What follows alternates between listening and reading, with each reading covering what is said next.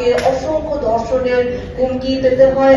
চেতনা মানসিকতার পরিবর্তন বলছে না, এই জায়গায় পরিবর্তন দরকার। যখনই নারী ক্ষমতায়ন অধিকার নিয়ে কথা বলা হয়, পুরুষরা ভাবেন যে এটা তাদেরকে দান দক্ষিণা করা হচ্ছে এবং তাদেরকে দয়া করে একটা কিছু দেয়া তারা খুশি হলো কিনা।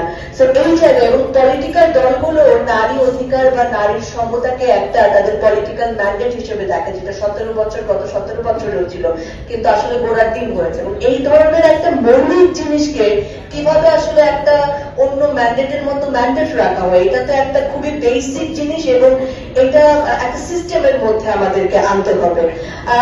আরেকটা কথা বলতে চাই যে নারীরা আসলে চায় কিনা, নারীরা ক্ষমতায় বা পলিটিক্সে আসা চাইবেন কখন, যখন তার একটা এক্সাম্পল ভালো দেখবেন। যে নারীরা আসলে পলিটিক্সে এসেছেন, আপনারা আমাকে একটা এক্সাম্পল হিসেবে দেখতে পারেন। আমি পলিটিশিয়ান না, কিন্তু পলিটিশিয়ানদের সাথে আমার কথা হয় এবং আমি পলিটিশিয়ানদের কোয়েশ্চেন করি। শুধুমাত্র এই অপরাধে প্রতিদিন আমাকে অসংখ্য ধর্ষণের হুমকি পেতে হয়। আমার ছবি দিয়ে আমি দেখি নানা ধরনের ভিডিও, দেখুন ভিডিও সহ এই ধরনের নানা কিছু আসতে থাকে। সো আমার ফ্যামিলিকে একটা নিউ নর্মালের মধ্য দিয়ে যেতে হয়েছে। বাংলাদেশে কয়টা ফ্যামিলি আছে যে এরকম স্ট্রংলি আসলে হ্যান্ডেল করবে যে আমার মেয়ের এই ধরনের ছবি দেখেও আমি আসলে স্কিপ করে যাব। এবং পলিটিক্যাল যে পার্টিগুলো রয়েছে তারা এগুলো আসলে খুব পরিকল্পিত ভাবে করে যে তার বিপক্ষ দলের নারীদেরকে হেয় করার জন্য, তাদেরকে ছোট করার জন্য।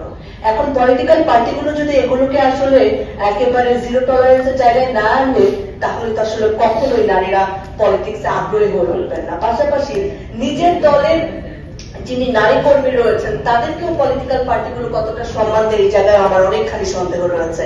যখন আমি গ্রিন রুমে আলোচনা দেখি পলিটিশিয়ানদের, তারা আসলে খুব হাস্যকর ভাবে বলে, হ্যাঁ ও তো চাপাটাই আছে।